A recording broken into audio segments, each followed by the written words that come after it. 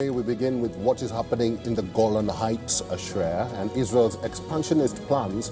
በሶሪያና በእስራኤል መካከል በጎራን ኮረብቶች ባለው የግዛት ይገባኛል ሽኩቻ ለበርካታ አስርት ዓመታት የቆዩ አለመግባባት ከጊዜ ወደ ጊዜ መልኩን እየለወጠ የበሽር አልአሳድ መንግስት ከወደቀ በኋላም ውጥረቱ ይበልጡኑ ተባብሷል። ከበሽር አልአሳድ መንግስት ውድቀት ወዲህ ብቻ እስራኤል በመቶዎች የሚቆጠሩ የአየር ድብደባዎችንና የግዛት ማስፋፋት ዘመቻን በሶሪያ ላይ ከፍታለች በሚል ትወቀሳለች። ምንም እንኳን እስራኤል በሶሪያ የምታካሂደውን ወታደራዊ እርምጃ ብሔራዊ ደህንነቷን ለመጠበቅ በድንበር አቅራቢያ ስጋት ፈጥሯል ያለቻቸውን ቡድን ለማጥቃትና ደቡባዊ ሶሪያን ከወታደራዊ ኃይል ነጻ ለማውጣት መሆኑን ብትገልጽም የወታደራዊ መሰረተ ልማቶች፣ የአየር መከላከያዎች፣ የአየር ማረፊያዎችና የጦር መሳሪያዎችን ያነጣጠሩ ጥቃቶች በቀጠና ያለውን ስጋት አባብሰው ቀጥለዋል። ታዲያ በእስራኤልና በቱርክ መካከል የደህንነት ውጥረት በጨመረበትና ሁለቱ ሀገራት በሶሪያ ጉዳይ ላይ እየተለዋወጡት ያለው የቃላት ጦርነት በተባባሰበት የእስራኤል ጦር በሶሪያ ላይ አዲስ የአየር ጥቃቶችን መፈጸሙን አስታውቋል።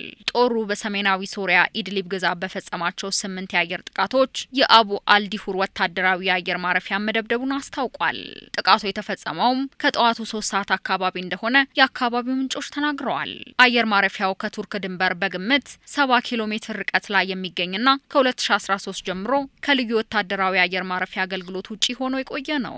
በሶሪያ ለ14 ዓመታት በቆየው የእርስ በርስ ጦርነትም ቦታው አንዴ በቀድሞ ፕሬዝዳንት በሽር አልአሳድ ታማኝ ኃይሎች ሌላ ጊዜ ደግሞ በተቃዋሚ ቡድኖች እጅ ላይ ሲወድቅ ቆይቷል። የበሽር አልአሳድ መንግስት በ2024 መጨረሻ ከስልጣን ከተወገደ በኋላ አየር ማረፊያው ለአዲሱ የሶሪያ ጦር የስልጠና ማዕከል ሆኖ እያገለገለ ይገኛል። ጥቃቶቹ የተፈጸሙት በእስራኤልና በቱርክ መካከል ያለው ውጥረት በተለይም በሶሪያ ጉዳይ ላይ አለመግባባታቸው እየተካረረ በመጣበት ወቅት ነው። የቱርክ የውጭ ጉዳይ ሚኒስትር ሃካን ፊዳን ከቀናት በፊት ባደረጉት ንግግር እስራኤል በተደጋጋሚ በምትፈጽመው ጥቃት የሶሪያን ደህንነት አደጋ ውስጥ ከታለች በማለት እስራኤል የሶሪያን የግዛት አንድነትና ሉዓላዊነት ልታከብር ይገባል ሲሉ ጫና እንዲደረግባት ጠይቀዋል።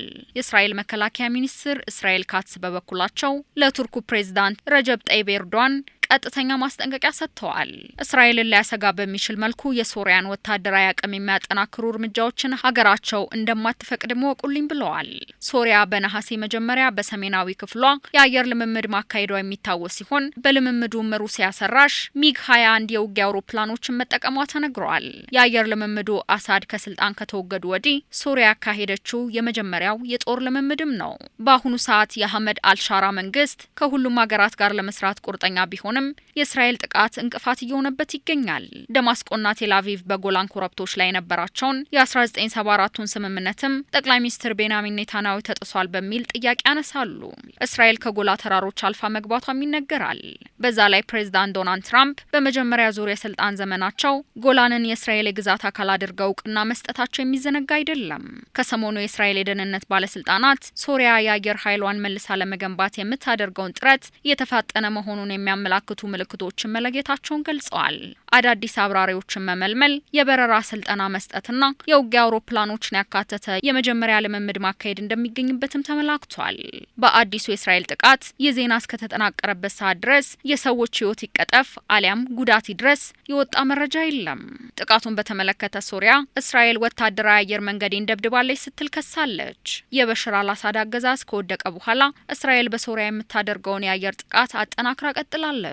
ከዚህ በፊትም እስራኤል በሶሪያ ውስጥ የኢራን ኃይሎችንና የሂዝቦላ ስፍራዎችን ኢላማ ያደረጉ ጥቃቶችን ፈጽማለች። ባለፈው ዓመት ብቻ እስራኤል በደማስቆ ደቡባዊ ዳርቻ በፈጸመቻቸው የድሮን ጥቃቶች 8 ወታደሮች ሲገደሉ በርካቶች መቁሰላቸው ተገልጿል። ሶሪያ አዲስ የሽግግር መንግስት ከተመሰረተ ወዲህ የደማስቆ አዲስ ባለስልጣናት ከእስራኤል ጋር ግጭት መፍጠር አንፈልግም ቢሉም እስራኤል ግን በቀድሞ እስላማዊ ታጣቂዎች የሚመራውን መንግስት በጥርጣሬ ትመለከተዋለች። እስራኤል በመካከለኛው ምስራቅ ከ8 በላይ የጦር ግንባሮች ተከፍተውብኛል በሚል ስጋቷን ብታስቀምጥም ጠባጫሪዋ ራሷ ናት በሚል እነ ኢራን ይወነጅሏታል።